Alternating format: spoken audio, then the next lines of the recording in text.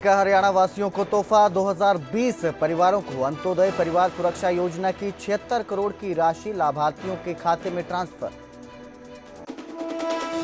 कानून व्यवस्था पर सीएम नायब सैनी का बड़ा बयान। कितना भी बड़ा व्यक्ति हो, कानून से बाहर होकर काम करेगा वो बख्शा नहीं जाएगा। आने वाले वक्त में और भी अधिक कठोर फैसले लिए जाएंगे। पूर्व सीएम बंसीलाल के परिवार में फिर जुबानी जंग। बीजेपी राज्यसभा सांसद किरण चौधरी ने कहा कांग्रेस जीरो, भतीजे अनिरुद्ध बोले चाची का गणित कमजोर।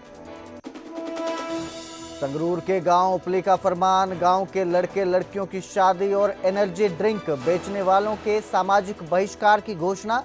ड्रग्स और अप्रवासियों के संबंध में भी निर्देश जारी। आवारा कुत्तों को शेल्टर होम भेजने के फैसले पर दो हिस्सों में बंटा समाज। कोई फैसले को बता रहा सही तो कोई कह रहा है क्रूर फैसला। न्यूज 18 पर बड़ी कवरेज दिन भर जारी। देश भर में धूमधाम से मनाया जा रहा जन्माष्टमी का त्योहार। मंदिरों में उमड़ी श्रद्धालुओं की भीड़। हेडलाइंस के प्रायोजक पतंजलि गाय का घी, माँ का भरोसा, प्यार से परोसा।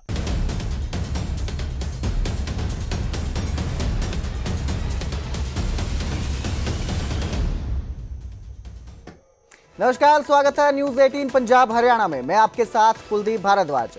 बुलेटिन की शुरुआत करेंगे गरीब परिवारों को दी गई सरकार की सौगात के साथ। सीएम सैनी ने 2020 परिवारों को 76 करोड़ रुपए दिए हैं। ऑनलाइन सीएम ने ये राशि खाते में जारी की है।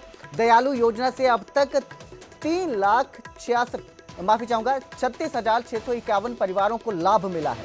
मृत्यु या विकलांगता पर परिवारों को दिए जाते हैं 5 लाख रुपए। सीएम ने दीनदयाल उपाध्याय अंत्योदय परिवार सुरक्षा योजना के लाभार्थी परिवारों को वित्तीय सहायता दी है। मुख्यमंत्री नायब सैनी ने ऑनलाइन माध्यम से 2020 परिवारों को 76 करोड़ की राशि दी है। लाभार्थियों के खाते में ये सीधी डाली गई है। मुख्यमंत्री ने कहा कि 36,651 परिवारों को 1,380 करोड़ की राशि अभी तक दी जा चुकी है। मुख्यमंत्री ने कहा 1,80,000 रुपए सालाना की आय वाले परिवारों के सदस्य किसी दुर्घटना में उनकी मौत हो जाती है या विकलांग हो जाते हैं तो उन्हें 5 लाख की राशि दी जाती है। तो ये सौगात दी है सीएम सैनी ने गरीब परिवारों को। सरकार की ये सौगात है। 2020 परिवारों को 76 करोड़ रुपए दिए गए हैं। ये राशि ऑनलाइन उनके खातों में डाली गई है। दयालु योजना से अब तक 36,651 परिवारों को लाभ मिला है। सीएम ने ये जानकारी दी है। मृत्यु या विकलांगता पर परिवार को 5 लाख रुपए दिए जाते हैं। तो सीएम ने दीनदयालु उपाध्याय अंत्योदय परिवार सुरक्षा योजना के लाभार्थी परिवारों को वित्तीय सहायता दी है। ऑनलाइन राशि खाते में डाली गई है। अपने परिवार के सदस्य की मृत्यु से प्रभावित लोगों को राहत पहुंचाने के लिए आज ये किया गया है। मुख्यमंत्री जो दयालु योजना है, पंडित दीनदयाल उपाध्याय योजना के तहत उनको आर्थिक सहायता पहुंचाई जाती है। मेरा ये मानना है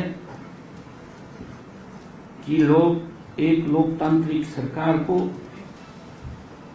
सभी नागरिकों के दुख दर्द व पीड़ा को उसी प्रकार करने की प्रयास करना चाहिए जिस प्रकार परिवार का मुखिया सभी सदस्यों की देखभाल करता है। इसी भाव से हमने उन सभी लोगों को आर्थिक मदद करने के लिए योजनाएं चलाई हुई हैं। जो किसी प्राकृतिक आपदा, बीमारी इत्यादि के कारण लोग जो प्रभावित हो जाते हैं, परिवार प्रभावित हो जाता है, ऐसी ही योजना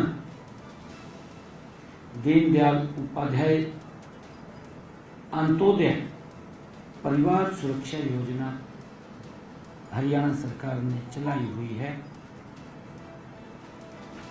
इस दयालु योजना भी कहा जाता है क्योंकि शॉर्ट नाम में इसको दयालु योजना का नाम दिया गया है।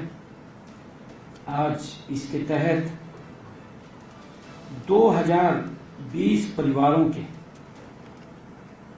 खाते में 76 करोड़ रुपए की आर्थिक सहायता आज भेजी है। जो परिवार का मुखिया अगर चला जाता है, परिवार का कोई सदस्य चला जाता है, परिवार के ऊपर एक दुखों का पहाड़ टूट जाता है, तो सरकार उसकी सहायता के लिए तवित्रित आगे हाथ बढ़ा करके उसको एक संबल देने का काम करती है। और उसी के तहत आज प्रदेश के अलग अलग परिवारों में जो ये दुख भरी घटनाएं हुई हैं, उन परिवारों के खाते में 76 करोड़ रुपए की राशि आज पहुंचा रही है। तो वहीं कानून व्यवस्था पर भी सीएम सैनी का बड़ा बयान सामने आया है। सीएम ने कहा कि कानून व्यवस्था से कोई समझौता नहीं किया जाएगा। कानून व्यवस्था सरकार की प्राथमिकता है, किसी भी अपराधी को बख्शा नहीं जाएगा। आने वाले वक्त में भी और कठोर फैसले लिए जाएंगे और कठोर फैसले होंगे। जो अपराध करेगा तो उसको मिट्टी में मिला देंगे, जो अपराध करेगा उसको मिट्टी में मिला देंगे। मुख्यमंत्री ने नशा के कारोबार में संलिप्त लोगों को भी कड़ी चेतावनी दी है। नशा तस्करों को कमर तोड़ने का कार्य किया जा रहा है। सरकार जो है नशा तस्करों की कमर तोड़ने का काम कर रही है। तो कानून व्यवस्था पर सीएम सैनी का यह बड़ा बयान है और कहा कि किसी को भी बख्शा नहीं जाएगा। कानून व्यवस्था से खिलवाड़ बर्दाश्त नहीं किया जाएगा। कानून व्यवस्था सरकार की प्राथमिकता है। आने वाले वक्त में और भी कठोर फैसले लिए जाएंगे। इसके साथ ही जो अपराध करेगा उसको मिट्टी में मिला देंगे। मुख्यमंत्री नशे के कारोबार में संलिप्त लोगों को भी कड़ी चेतावनी दी है और कहा है कि सरकार नशा तस्करों की कमर तोड़ने का काम कर रही है।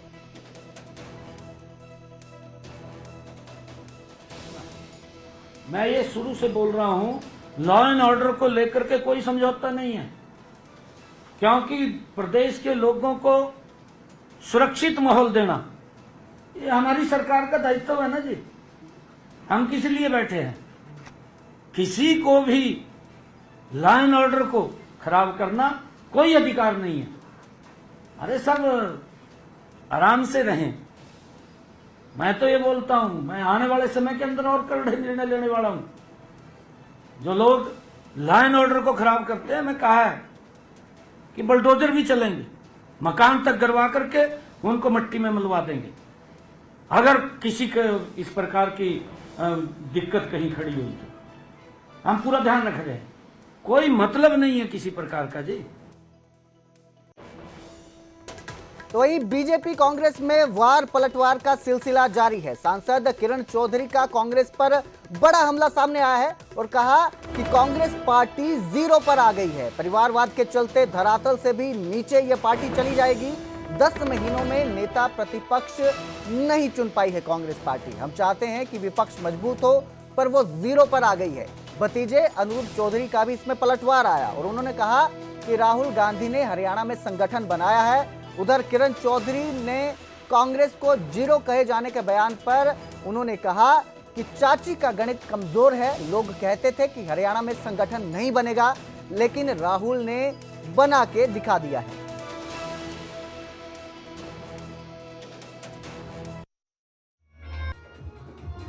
क्या कहना, ये भी सारा भाई भतीजावाद शून्य पे हैं और अब तो बिल्कुल ही धरातल से भी और नीचे चले जाएंगे। इसी से क्या है, क्योंकि आपसी जो है खिंचातानी अभी से शुरू हो गई है। और क्या उस पार्टी के बारे में कहना जो 9-10 महीने हो गए हैं, अभी तक जो है अपना नेता प्रतिपक्ष नहीं बना पाई, अभी तक अपना प्रदेश अध्यक्ष नहीं बना पाई। तो ये जो है संगठन जो है ऐसे थोड़ा ना बनते हैं। संगठन बड़े मेहनत से बनते हैं और संगठन मेरिट के ऊपर जब बनते हैं तब आगे बात होती है। हम तो चाहते हैं कि एक मजबूत विपक्ष हो, लेकिन दुर्भाग्य की बात कि कांग्रेस जो है वो पूरी तरह से शून्य पे आ गई।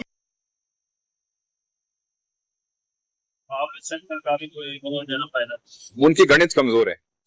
ने कहा कि शून्य हो चुकी है,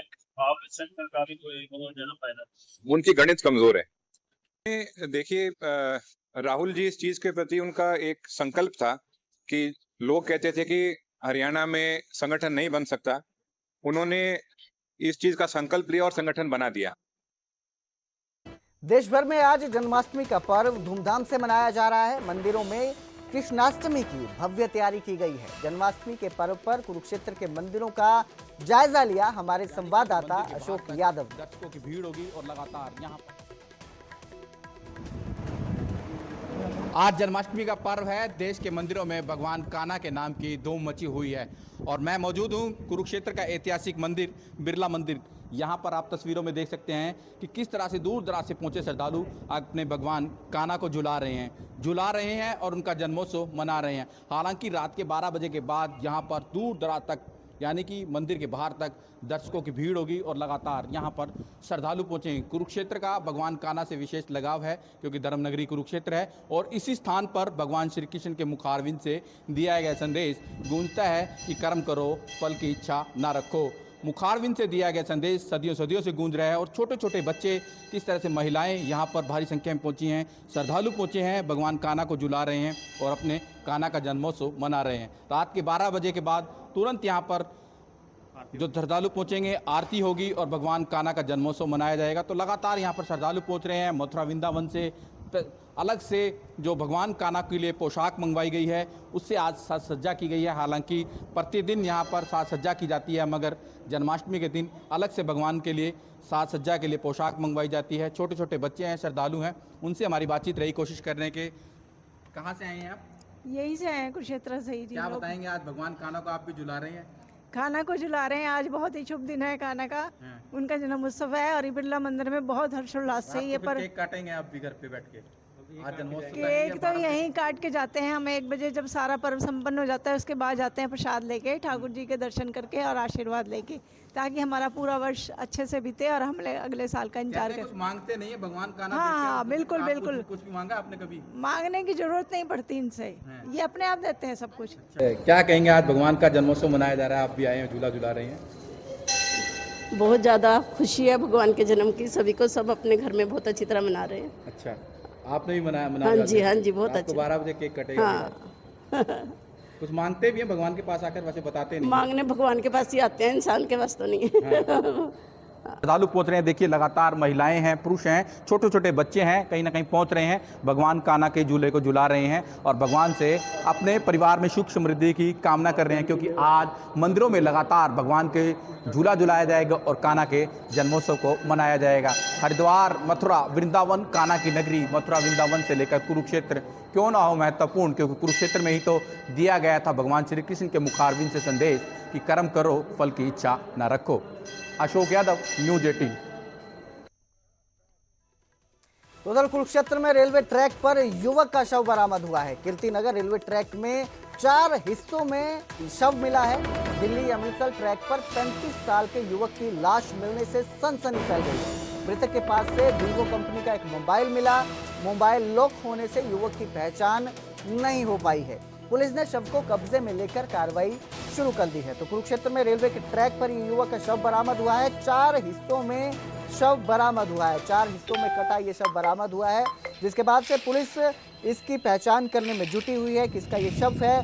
35 साल के करीब युवक की उम्र बताई जा रही है। जो उम्र रहेगी वो 35 साल के करीब रहेगी। जो शव बरामद हुआ है उसकी, हालांकि ये कौन है इसकी पहचान के लिए जांच शुरू की गई।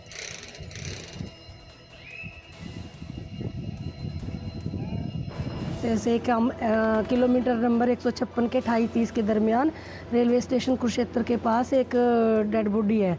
मान लो ट्रेन से वो रन ओवर हुआ है, रेलवे दुर्घटना ही लग रही है देखने से। तो बाकी बॉडी की पहचान अभी नहीं हुई है। देखने में युवक है, हेल्दी है काफ़ी, वो 30-32 या 35 के आसपास उसकी एज लग रही है अभी। तो उसकी जामा तलाशी से एक फ़ोन वीवो मिला है, तो उसके आधार पे हम शिनाख्त के प्रयास कर रहे हैं। अभी फ़ोन से कोशिश की है बट फ़ोन अनलॉक नहीं हो पाया है, उसको लॉक खुलवा के प्रयास। हरियाणा प्राइम में फिलहाल इतना ही। बाकी की खबरों के लिए देखते रहिए न्यूज़ 18 पंजाब हरियाणा।